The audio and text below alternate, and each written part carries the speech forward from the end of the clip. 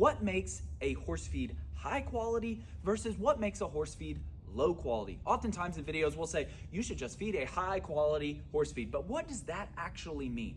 So I want to give you 3 things to look for that makes a horse feed high quality versus low quality. The number one thing is the nutrition in it. So each thing in a horse feed label that you could be reading, protein, fat, and fiber specifically, the more protein, fat, and fiber that are in those, specifically protein and fat, the higher those are, the harder that it is for a manufacturing facility to get those levels up. Protein is probably not as expensive as fat is. So getting a high fat feed or getting a high protein feed is going to be more expensive than getting a low protein feed or a low fat feed. So if you see one that is a 10% protein, 2% fat, it's probably going to be cheaper, all things considered, than a 16% protein and a 10% fat. So first off is the amount of nutrition in the feed. That will change the feed price just a little bit. The second and probably more indicative thing of if it's high quality versus low quality is the amount of ingredients, vitamins, minerals, things that are on the guaranteed analysis.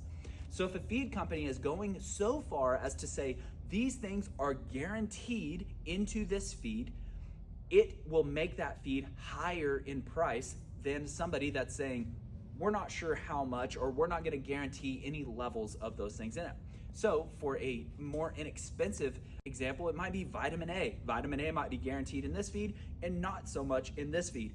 But then you get into things that are very important for the quality of the feed, such as amino acids. Some feeds like Triple Crown will have multiple different amino acids at guaranteed levels.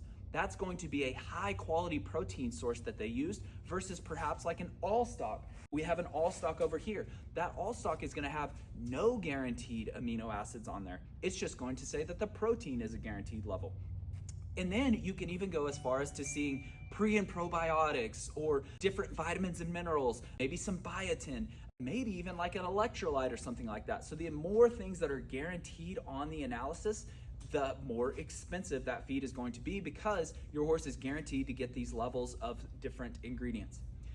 The third and final thing, which is probably just going to ebb and flow based on the 2 things that we just talked about, is the feeding rate that is on the tag. So if you look on every tag, it will give the suggested amount of feed that you should feed to a horse in whatever condition that it's supposed to be. So for a 1,000-pound horse to maintain their weight, you should feed 2 pounds per 100 pounds of body weight or whatever it might be.